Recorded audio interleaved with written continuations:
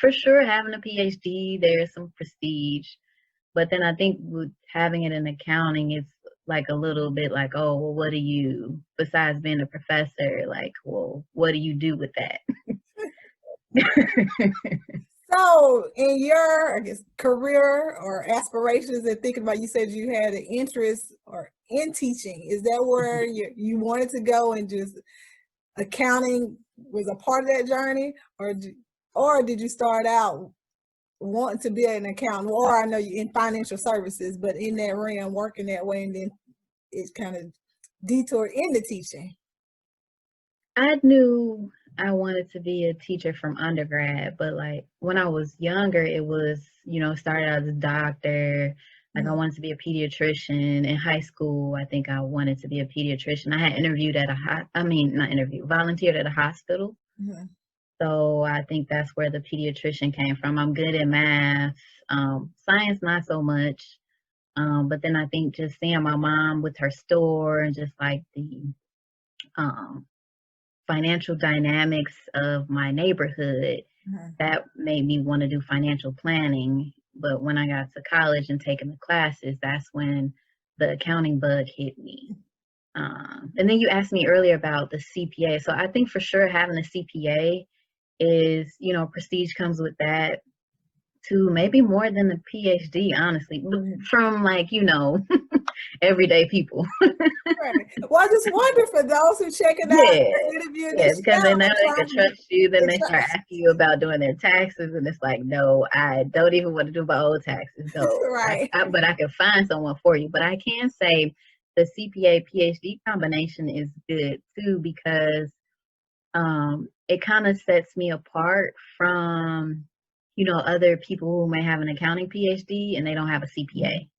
And so I feel like it's still valued within like accounting academia to have it. And I think I'm one of the few, so like new faculty at my university or in my college, in my department, who actually has a CPA. So I can say that definitely does add value to.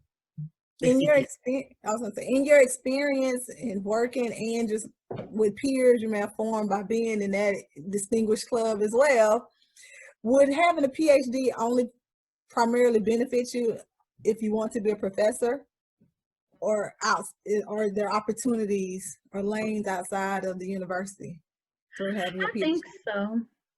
Yeah, I think mainly if you want to do like the traditional teaching, being a professor, doing research, then a PhD. I know there are also some like Doctor of Business Administrations where you can focus in accounting, and that's more so if you want to do research in industry. So it just kind of depends on like what you want to do with the doctorate. So if you want to primarily be at a university, then you could go the traditional like PhD route. But if you want to I knew someone in the Illinois CPA Society when I was still in undergrad. He had a DBA, but it was for industry. So he did research in industry. And I think he taught too, but it wasn't like his main focus. His main focus was working in industry, but he taught like on the side. So it just kind of depends on, what your career goals, your ultimate career goals are. All right. But it sounds like, correct me if I'm wrong, pursuing a PhD would probably be beneficial if your ultimate goal is to land in the classroom, be a teacher on some scale, versus doing research outside of that, or being an expert just working at a company. Yeah, you can consult too. So you could also do like consulting in your, area. You could have your own consulting company too, in addition to, but as like for your traditional PhD, you're expected to just, be a professor, but that doesn't keep you from doing, your, I know everybody has like, all these income streams now. Right. So a side hustle. Got to. I don't know if you because actually one of my colleagues on campus, I was just randomly driving to like Bed Bath and Beyond, and I saw her name and it said CPA. So she has her own like, bookkeeping, tax preparation business. Yeah, so you can definitely stuff on the side too. Right. Gotcha. Okay. So by being just professor only, if that's all you have going on, do you think your salary is in line with the industry standards around the country? Yeah, but there are some, so this is like a whole nother academic thing. I'm listening. So if you go to like a high research school, then your salary as a professor will be more, because that's kind of like the bread and butter, the Okay. research.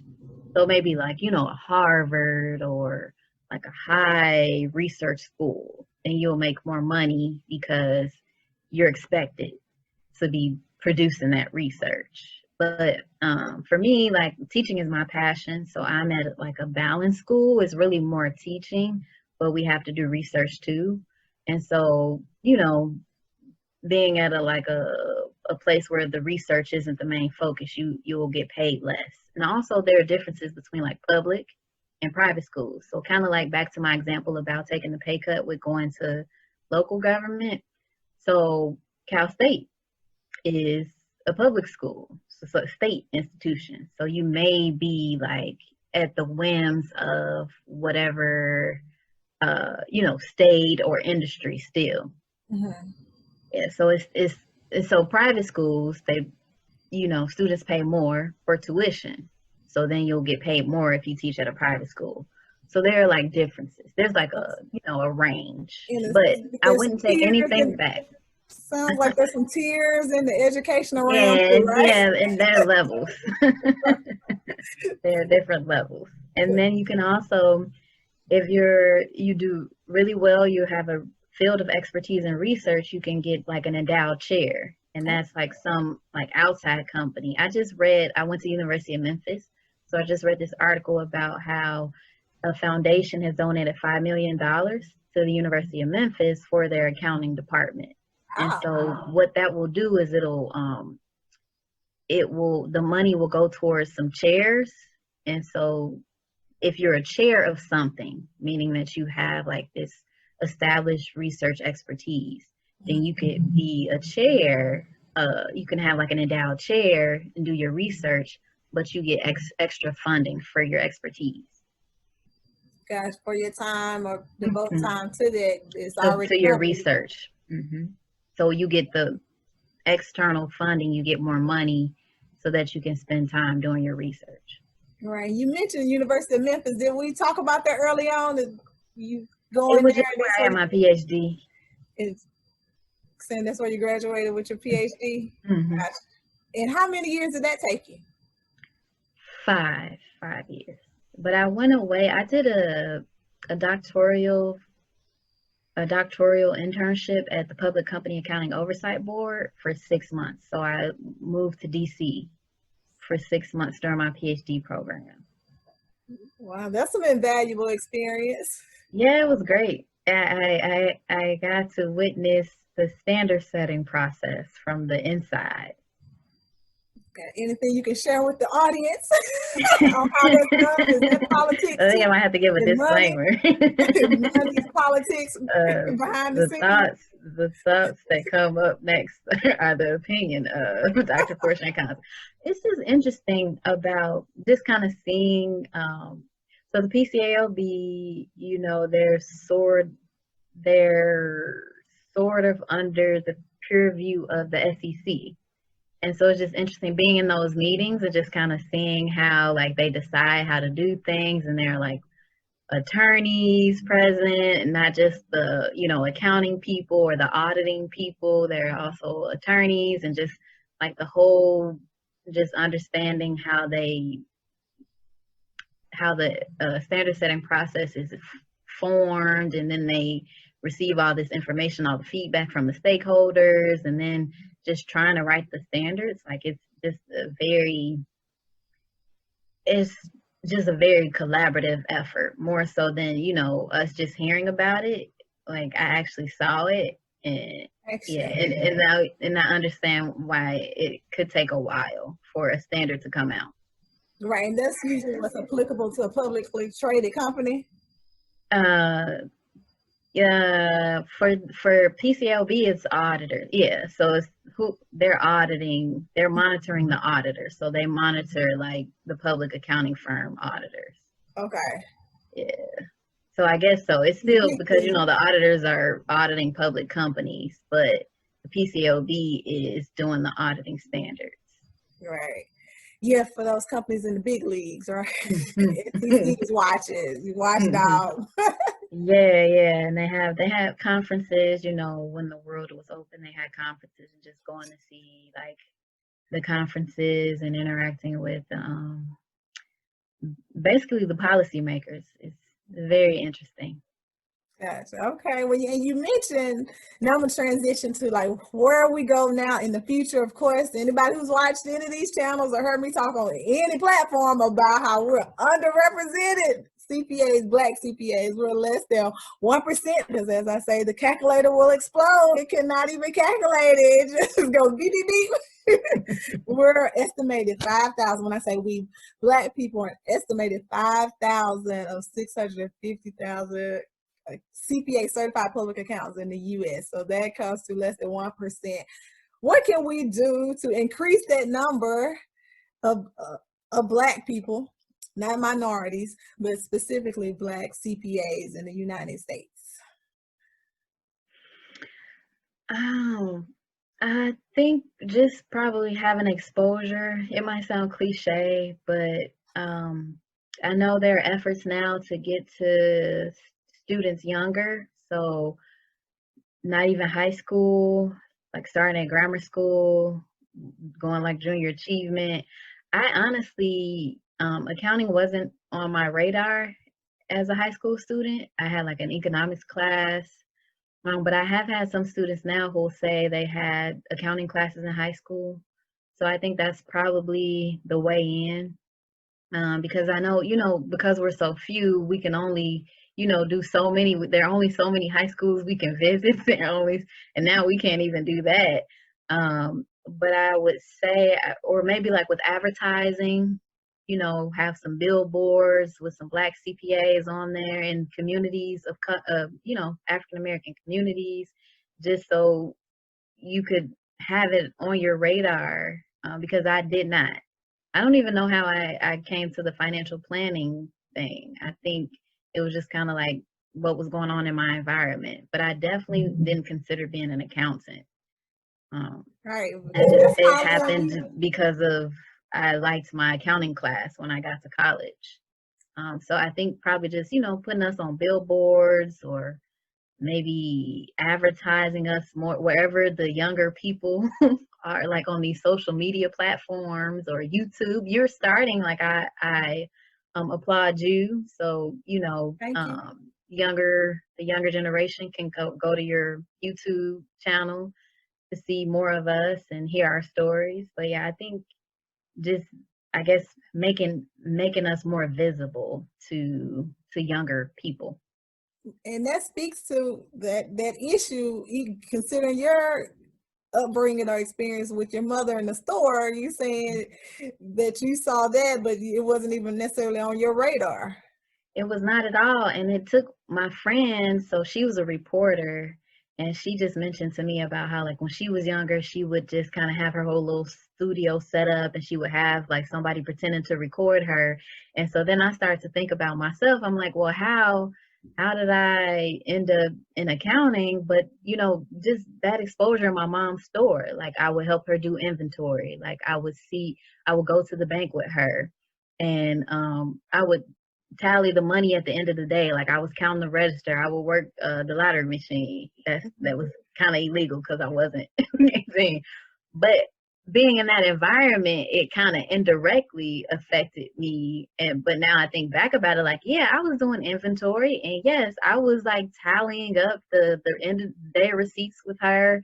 And like another thing about my mom, I would love to go to the bank with her. Like when we would go to the bank to take the money, I loved being in the bank. So I think that's how I had like the financial bug, but it wasn't the like accounting bug. And I don't even know, I'm sure she had an accountant doing her taxes and stuff, but I don't remember that part. I just remember going to the bank. I also remember her, she would take me, she had an account with Merrill Lynch at the time. It was Merrill Lynch. So she would go see her investment maker. So I had those experiences, which is, where I got the financial stuff from. But the accounting connection didn't come until later, until I actually thought about it. Like, yeah, I was doing inventory. Yeah, I was helping her balance stuff. Right, which is very important. We can see Uh-huh. both of those experiences, a financial advisor and a Yes. business owner. Yes. That's usually not our typical experience in the Black No, community. So no. that So yeah, was so that's unique. where I got the financial, inspiration from, but it wasn't accounting directly. Gotcha. So being a teacher or a professor, do you find yourself just inadvertently being a mentor, or are you actually in your department an advisor or a mentor? And did you have one early on in your career? Mm, yes, I am a mentor. I guess indirectly. So I did have a student, but it's funny. There was a Cal State LA student. I never saw her on campus, but we went to I was in the Institute of Internal Auditors here, so I went to one of their events and I ran into her there. And then after, we talked and there was a student case competition. We sat through that together. And I think after that, she emailed me to ask me if I would be her mentor. But we had never seen each other on campus. And this was like a off-campus event. Mm-hmm. And then I'm an advisor for Beta Alpha Psi, a co-faculty advisor. But honestly, my university doesn't have many African American students, so our African American student population is like 4%. But I am a mentor, I guess and you never know how you impact students. Like I have people in my class and I don't think I'm getting through or anything, but they'll email me later. And I've had a couple of students email me to ask me about like which CPA review course I use, because I do talk about that in class. Okay. Yeah, so I guess I'm like inadvertently one, and then then directly two. Right. Based on if they ask me. Just by virtue of you being in the classroom, you can impact Yeah, this number of yeah, less than yeah. 1%, whether you know it or not. But what are you seeing? Do you see accounting students actually set out to be CPAs, or are they just filling their program course requirements just for their degree? I do see some, and I'm not sure. I'll have to ask them, but I do talk about it with them, and I'll bring like a review course rep to our classes, because I teach governmental and not-for-profit accounting, and I know most of them are taking the class because they know it will be on the CPA exam. So for that class, I do have like a CPA exam rep come and just kind of answer their questions about the exam.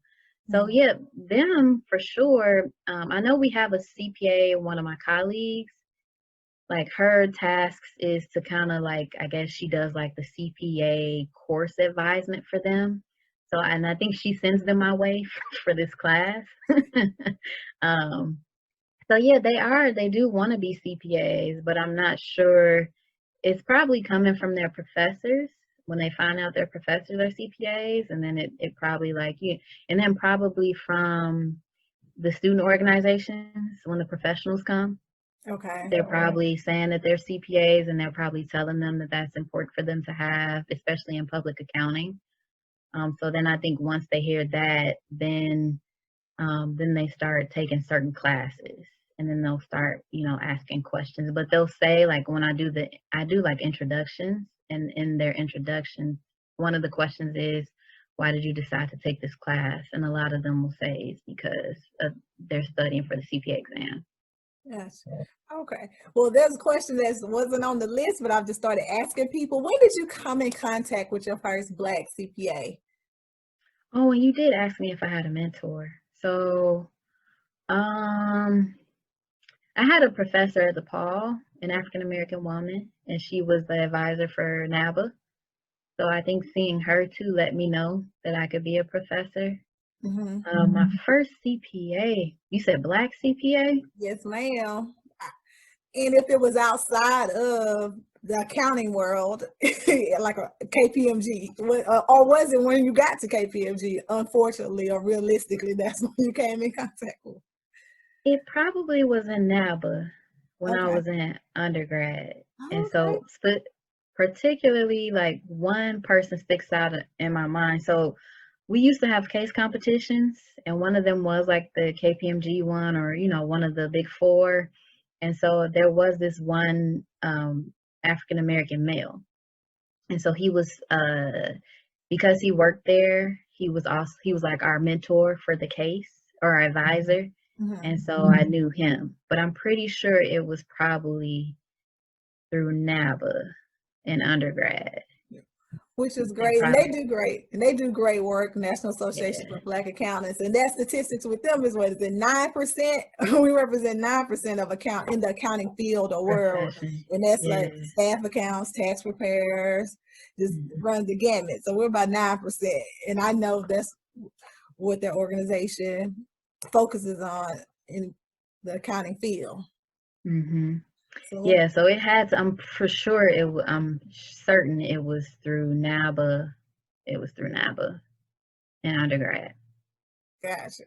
So any advice for anybody mid-career or just starting out, or always wanted to be a CPA? What's your advice on how to study, prepare for it, or get your mindset and make up the decision to go for it? What's your advice on becoming a CPA if that's your goal, no matter what age you are, where you are in your career or studies? I would guess I would say just to kind of sort of actually that was the first CPA, the Black CPA, was when I was working at KPMG. But yeah, I'm sure it was NABA Well, too. When she told me the 6 to 8 months. oh, okay, that was the lady. Okay. But before that, it was probably NABA. But she was the one that I guess, like, I was in the struggle right then, and she was the person who I could see, like, oh, I can come out on the other side of this. Right. It can be done. Yeah, so I would say because now we have like I said, I'm not a good multitasker, but I'm understanding we do have a lot of things to juggle. So there might not be that opportunity where you can have that like undivided focused study time. But I would just say just invest the time for sure. So, don't rush yourself for sure. Don't try to do them all in one a month. But I guess I could say just be disciplined in setting your goal, because you do have it has like an internal time clock right after you pass the first one. You do have to finish. 18 months. But I would guess, yeah, I would just say just be willing to invest the time and study. And I know they have like all these things with the review courses now about like how you can set your own schedule. But I guess that's the main thing I could say. Just be ready to study and be willing to invest the time in studying. No shortcuts. Be ready. Set your mind. No, not at all. And I guess it's supposed to be the hardest exam. I hear it's harder than the bar too. So Yeah, that's what we got all these statistics related to the exam, but yeah, it is ranked as the hardest, most credentialed exam in the world, above the bar and the medical boards. For sure, take it seriously, because that's the thing that I did not do the first time around. I didn't take it seriously. So take it seriously and be willing to study, to invest the time in studying. All right. Oh, one final question. What does having CPA behind your name mean to you?